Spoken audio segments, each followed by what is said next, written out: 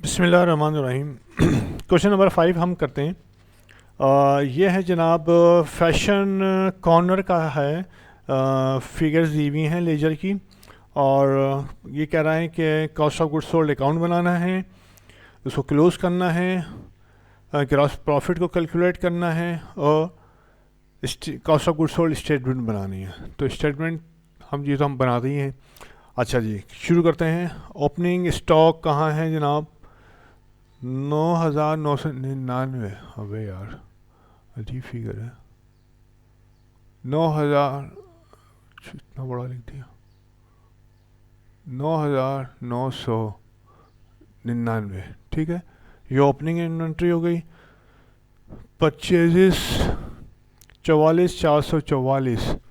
अजीब फिगर दी है।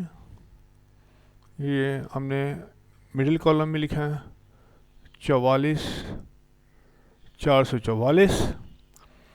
कैरिज है 444, और सेल टैक्स के अलावा कस्टम ड्यूटी है इन्होंने।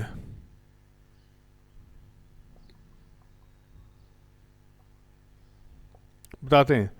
ट्रांसपोर्टेशन की जगह कैरिज इन है,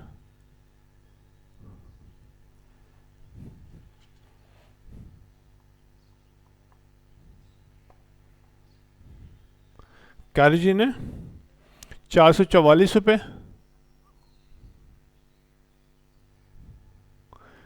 और कस्टम ड्यूटी दी है इन्होंने 2,222। 2,222 रुपये कस्टम ड्यूटी दी है। यानी कि ये जो परचेजेस हैं इसके अंदर इंपोर्ट शामिल है। सही है ना? क्योंकि इंपोर्ट शामिल होगी तो कस्टम ड्यूटी होगी। तो इन्होंने कस्टम ड्यूटी दी है, और कस्टम ड्यूटी हमेशा जो है परचेजेस के अंदर ऐड होती है, जिस तरह से सेल टैक्स ऐड हो जाता है। सही है? या ट्रांसपोर्टेशन ऐड होता है, या कैरिज ऐड होता है। तो ये ऐड होगा, ये होगा 2666। सही है? ये यहाँ पे आया 2666। यार अभी इसको ना कैलकुलेट करके देखेंगे ठीक से। पिछले प्रॉब्लम में बहुत गलतियाँ हुई हैं। प्लस माइनस की 444 प्लस 2222 2666 प्लस 44। अच्छा जी, 47। ये हो गया, टोटल परचेजेज हो गई 47,110। ठीक है, ये और ये आपने ऐड कर दिया। 44,444 प्लस 2666 47,110 लेस। क्या कोई परचेज डिस्काउंट वगैरह फिगर हो रही है? चेक कर लेते हैं भाई।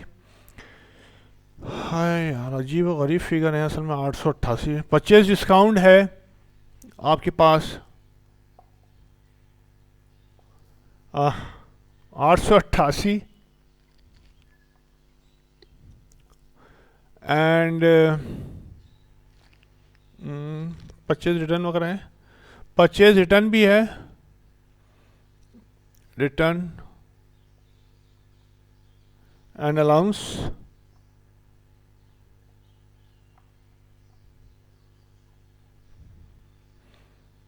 $3,300।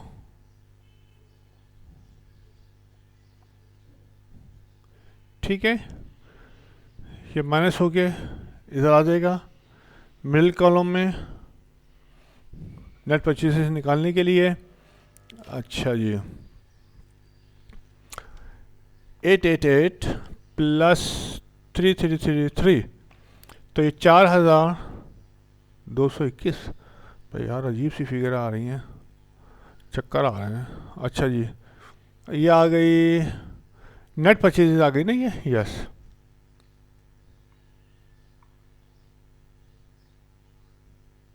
नेट परचेजेस कितनी आ गई? 4, नहीं नहीं, ये इधर आएगा ना। हाँ, ये माइनस हो गया 4,221। चकरा गया हूँ मैं भी। हाँ, फिर देख लूँ। 888 प्लस 3333 ये इधर आ गई, ये माइनस हो के 474110 में से माइनस कर दिया 4221, तो नेट परचेजेस आपके पास आ गई 4। नेट परचेजेस हमेशा ओपनिंग इन्वेंट्री के नीचे लिखी जाती हैं, 42889, 42889 ये आपने लिख दी। फिर देखेंगे इसको क्या इसमें, अच्छा उसके बाद जो है कोई और चीज़ स्टॉक या वेजेस वगैरह है, purchase, stock on hand, custom duty हो गई, रिटर्न होंगे स्टॉक ऑन हैंड, ये 2200 क्या है, 2222 ये है, ये आपके पास हो गई। अब इसके अंदर कोई वेजेस नहीं है, इसके अंदर कोई डायरेक्ट एक्सपेंसेस नहीं है, तो नेट परचेजेस में आपने जब ये ऐड करेंगे तो क्या आ जाएगी, cost of goods available for sale,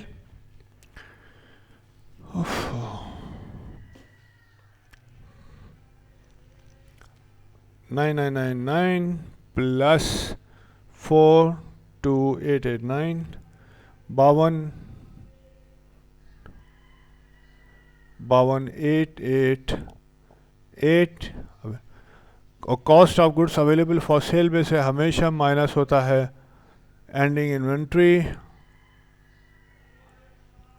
या एंडिंग मर्चेंडाइज का लफ्ज़ भी हम कभी लिख लेते हैं, डेट नहीं पता हमें कितना है भाई जी, वाह 11111 11111 ये आपने माइनस कर दिया, 52888 माइनस 11111, तो ये हो गया 41777। ठीक है, ये कॉस्ट ऑफ गुड्स सोल्ड हो गई।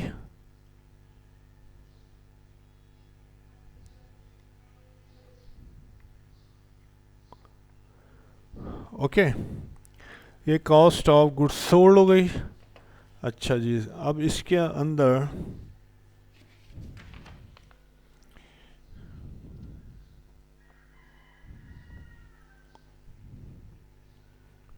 ठीक है, अच्छा अब ये कह रहा है कि कॉस्ट ऑफ गुड्स सोल्ड को क्लोज करना है। क्लोजिंग एंट्री आपने बनाई कॉस्ट ऑफ गुड्स सोल्ड की, क्या किया, कॉस्ट ऑफ गुड्स सोल्ड को आपने 41,777 से क्रेडिट दे दिया, ये डेबिट होता है, ये क्रेडिट दे दिया, और किसको डेबिट किया, 41, जाहिर है एक अकाउंट को जब आप क्रेडिट देंगे तो डेबिट भी तो दोगे भाई, किसको दोगे, expense and revenue summary account को ऑलवेज जो है आप डेबिट देते हो, और कॉस्ट ऑफ गुड्स सोल्ड को आप क्रेडिट देते हो। ये क्लोजिंग कर दी। अब यहाँ पे वही कह रहे हैं कि cost of goods sold account भी बनाना है, फैशन का जान ले लिए उन्होंने। अच्छा जी, ये है यहाँ जनाब क्या है, fashion corner, fashion corner cost of goods were sold account, current month लिख देता हूँ मैं,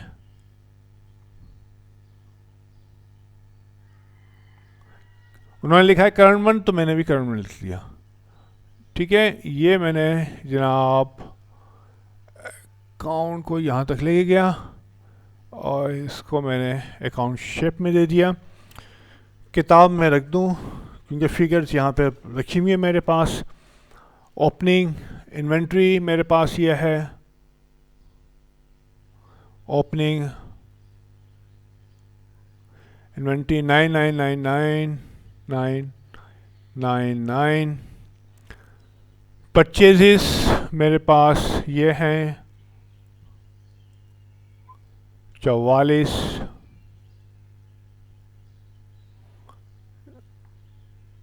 444। कैरेज इन है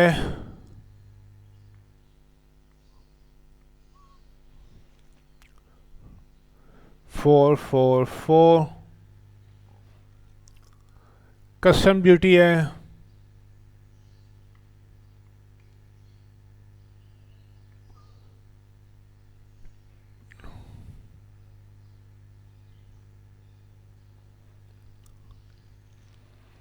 'एंड कुछ और plus minus.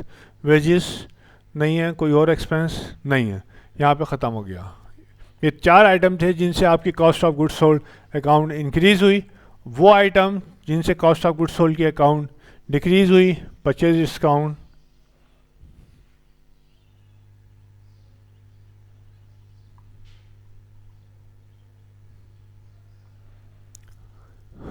$888। Return and allowance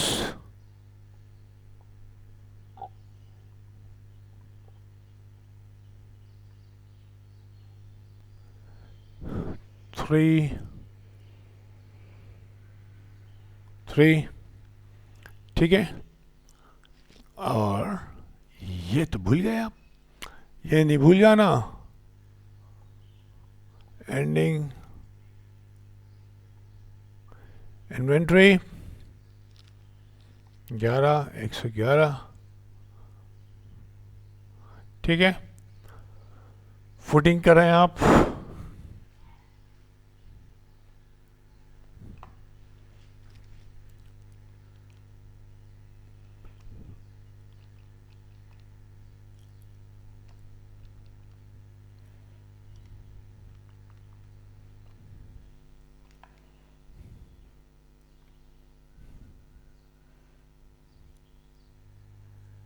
debit side की फुटिंग 57,109 और plus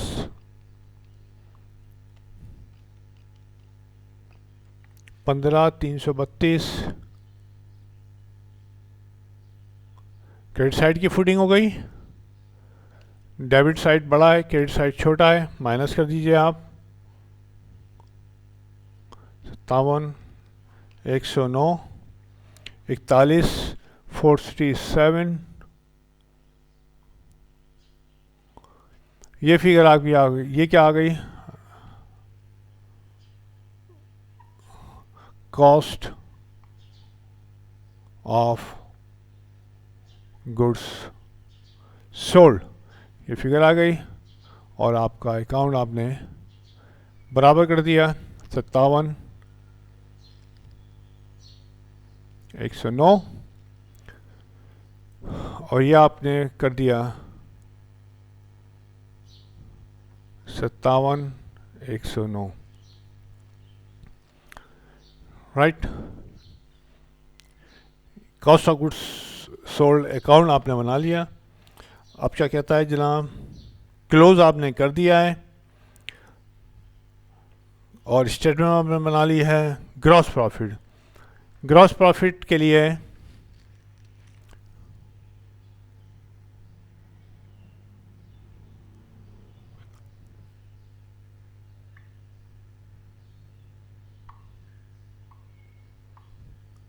calculation of gross profit, हमने आपको बताया कि calculation of gross profit income statement के थ्रू आराम से निकल जाती है। ठीक है, अगर आप इसको जो है इनकम स्टेटमेंट के बजाय जो है अगर हम स्टेटमेंट फॉर्म में बनाना चाहें तो हम इस तरह से बना सकते हैं बहुत आसान से कि सेल्स हमारी कितनी है जनाब?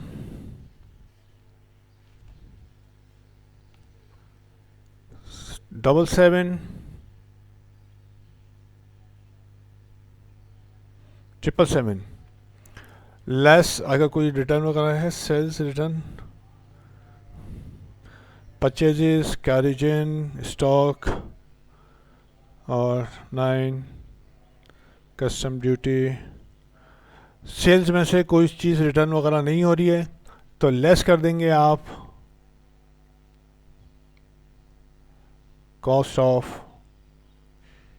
गुड्स सोल्ड, या लेस कर देंगे आप 41 777।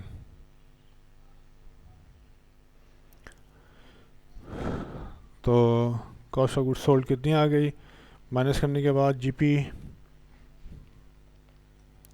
माइनस 36,000 रुपये।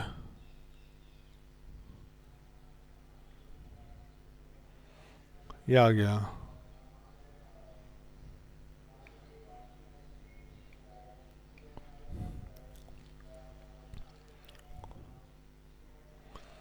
मैंने यहाँ पे ये देखिए कि मुख्तलिफ़ तरीके होते हैं कैलकुलेशन करने के, हमें वो चीज़ आनी चाहिए। उसने ये नहीं कहा कि हमें इनकम स्टेटमेंट बनाइए, हमने इनकम स्टेटमेंट के थ्रू भी हम ग्रॉस प्रॉफिट निकाल लिया हमने, कि तरीका बड़ा अच्छा आसान होता है, बड़ा अच्छा होता है। लेकिन हम क्या, अगर हमें जो है ना उसके बजाय जो है ना सिंपल कैलकुलेशन करके अगर हमें क्रॉस प्रॉफिट निकालना है तो वो कैसे निकालेंगे?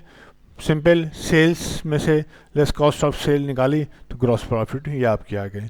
3 लाइनों की हैं, तो हमने क्या ज़रूरत पड़ी है कि हम पूरी इनकम स्टेटमेंट बनाएं और कैलकुलेशन दिखाएं और ये करें? No need. सही है। अगर वो सिर्फ ग्रॉस प्रॉफिट मांग रहा है तो आप इससे भी बड़े आराम से निकाल सकते हैं। सही है, और ये काम हो सकता है। अब ये जो है सवाल तो यार बड़ी जल्दी ख़त्म हो गया है। एक सेकेंड। अब नेक्स्ट सवाल में देख रहा था, वो ट्रेडिंग एंड पूरा प्रॉफिट एंड लॉस अकाउंट बनाना है और उसमें थोड़ा सा टाइम लगेगा ज़्यादा। तो ये वाला जो है लेक्चर जो है लंबा हो जाएगा, ऑलमोस्ट 17 मिनट्स हो चुके हैं। और वो सवाल अगर मैं हल करता हूँ तो वो तकरीबन 45 मिनट 50 मिनट लग जाएंगे उसको कैलकुलेशन करने में, क्योंकि पूरा बनाना है। ट्रेडिंग अकाउंट बनाना है, उसमें cost of goods sold statement बनेगी और फिर आगे फर्दर और प्रॉफिट एंड लॉस भी है। तो उसको हम नेक्स्ट जो है लेक्चर में जो है हम बनाएंगे। पूरे सवाल को एक ही वन फ्लो में हम रखेंगे। ये हम यहीं पे क्लोज़ कर देते हैं। इट्स वेरी अर्ली हमने जो है हो गया था, कोई बात नहीं। अच्छा, कोई और सवाल देखता हूँ कि अगर कोई छोटा सवाल है तो वो देख लेते हैं। छोटा सवाल कोई नहीं है, उसको जो है हम अब फर्दर नेक्स्ट लेक्चर में करते हैं। ठीक है, अंटिल देन बहुत बहुत शुक्रिया। अल्लाह हाफिज़। सब्सक्राइब कर देना, वैसे तो तुम लोग करोगे नहीं, फिर भी मैं कह रहा हूँ कर दो यार। ओके, टेक केयर, अल्लाह हाफिज़, अस्सलाम वालेकुम।